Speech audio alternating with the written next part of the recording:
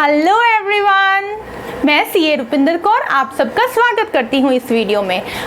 आज की इस वीडियो में हम सेबी के न्यू सर्कुलर के बारे में बात करेंगे। सेबी एक न्यू सर्कुलर लेके आया है रिस्कोमीटर और प्रोडक्ट लेबलिंग के बारे में, जो 5 अक्टूबर 2020 को आया है।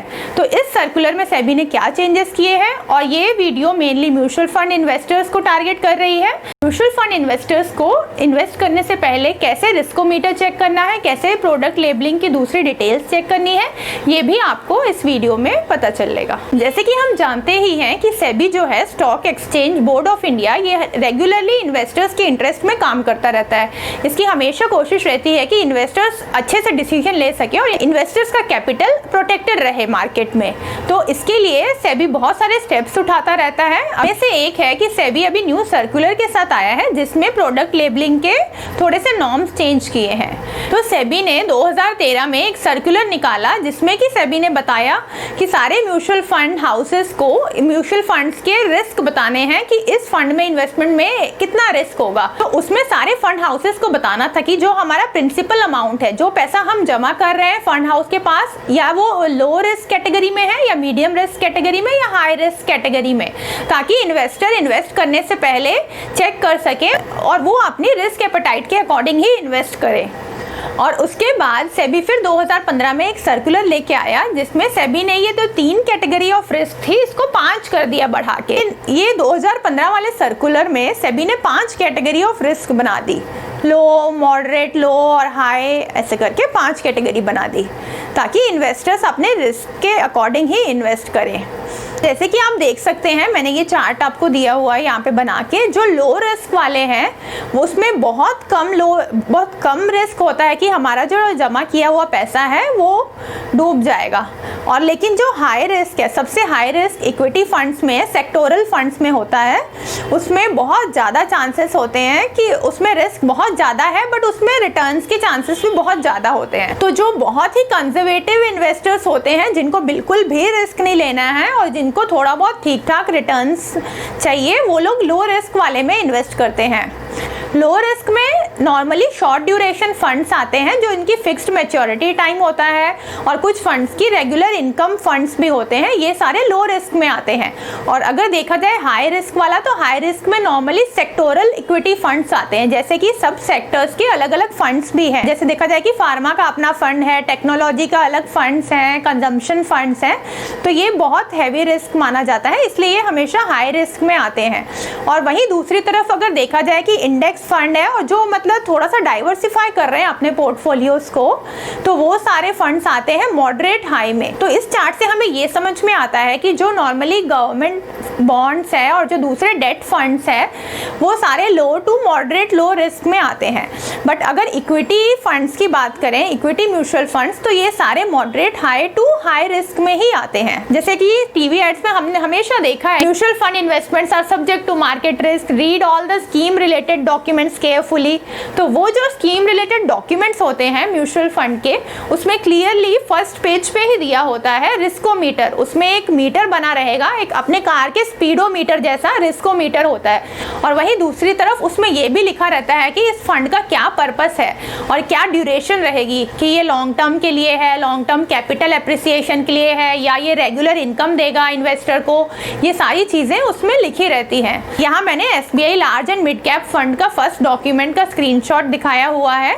यहाँ पे आप देख सकते हैं कि ये जो है large and mid cap fund है, ये इसका जो रिस्कोमीटर है राइट साइड में दिख रहा है, तो जो पिन है वो मॉडरेट हाई कैटेगरी में है। और इसकी लेफ्ट साइड में प्रोडक्ट लेबलिंग में ये भी दिया हुआ है कि ये लॉन्ग टर्म कैपिटल एप्रिसिएशन के लिए है। और वहीं इस शीट में आप देख सकते हैं कि मैंने 2 टाइप के फंड्स दिए हुए हैं। एक है सेक्टोरल फंड जो कि कंजम्पशन सेक्टर का फंड है, ये हाई रिस्क कैटेगरी में आता है क्योंकि इसमें डाइवर्सिफिकेशन ज़्यादा नहीं हो पाता। डेट फंड्स देखा जाए तो ये मॉडरेट रिस्क कैटेगरी में आते हैं। तो ये थी करंट सिचुएशन रिस्कोमीटर की और प्रोडक्ट लेबलिंग की। अब क्या किया है सेबी ने, सेबी अभी 5 अक्टूबर 2020 को एक नया सर्कुलर लेके आया है।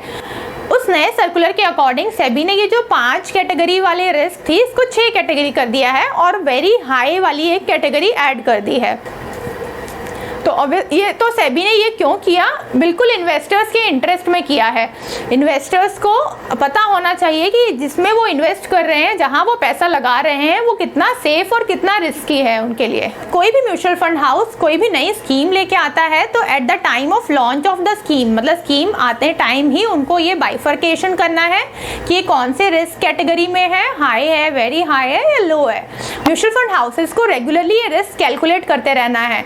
इसका रेगुलर असेसमेंट होते रहना चाहिए। हर महीने उनको अपनी वेबसाइट पे और एमफी की वेबसाइट पे पब्लिश करना है कि क्या रिस्क है उनकी स्कीम में, और अगर ये रिस्क चेंज हुआ है तो कहाँ से कहाँ चेंज हुआ है। जैसे ही किसी भी फंड का अगर रिस्कोमीटर चेंज होता है, उसकी रिस्क कैटेगरी चेंज होती है, तो म्यूचुअल फंड हाउसेस को इन्वेस्टर्स को इन्फॉर्म करना है।